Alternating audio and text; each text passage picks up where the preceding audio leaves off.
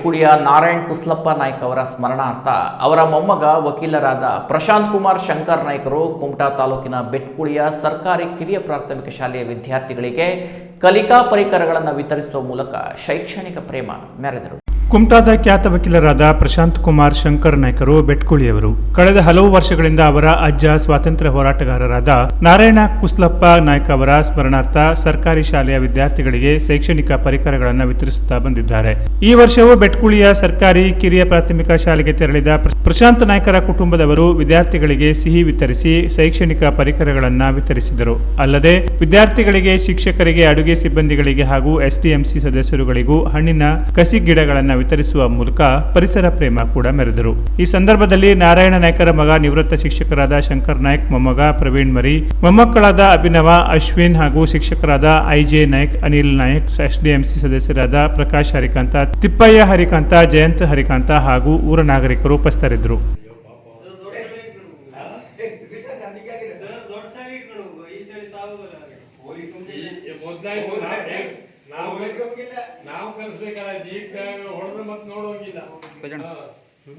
Hello, ನೀವು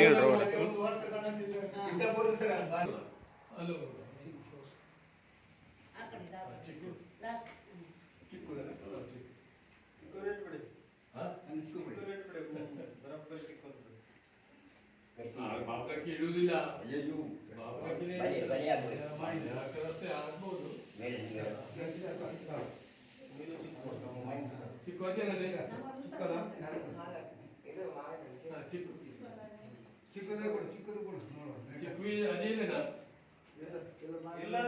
ನಾರಾಯಣ್ ಕುಶಲಪ್ ಇವರು ಬೆಟ್ಕುಳಿಯ ನಿವಾಸಿಯಾಗಿದ್ದು ಸ್ವಾತಂತ್ರ್ಯ ಹೋರಾಟದಲ್ಲಿ ಸಕ್ರಿಯವಾಗಿ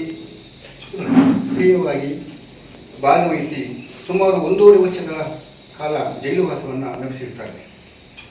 ಇವರು ಈ ಬೆಟ್ಕುಳಿಯ ಗ್ರಾಮದ ಒಬ್ಬರೇ ಒಬ್ಬ ಸ್ವಾತಂತ್ರ್ಯ ಹೋರಾಟಗಾರ. ಇದು ನಮ್ಮ ಊರಿನ ಒಂದು ಹೆಮ್ಮೆ. ಕೇಂದ್ರ ಸರ್ಕಾರದಿಂದ ಇವರಿಗೆ ಸ್ವಾತಂತ್ರ್ಯ ಹೋರಾಟಗಾರರ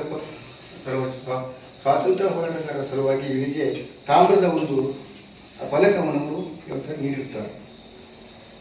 ಇವರ ಸವಿ ನೆನಪಿಗಾಗಿ ಪ್ರತಿ ವರ್ಷ ಇವರ ಮೊಮ್ಮಗನಾದಂತಹ ಪ್ರಶಾಂತ್ ಕುಮಾರ್ ಶಂಕರ್ ನಾಯ್ಕ್ ಇವರು ನಮ್ಮ ಶಾಲೆಯಾದಂತಹ ಸರ್ಕಾರಿ ಕಿರಿಯ ಪ್ರಾಥಮಿಕ ಶಾಲೆ ಜನತಾ ಕಾಲೋನಿ ಬೆಟ್ಕುಳಿ ಶಾಲಾ ಮಕ್ಕಳಿಗೆ ಪಟ್ಟಿ, ಪೆನ್ನು, ಪೆನ್ಸಿಲು, ರಬ್ಬರನ್ನು ಪ್ರತಿ ವರ್ಷ ನೀಡುತ್ತಾ ಬರುತ್ತಾರೆ. Canara plus news, Kumta.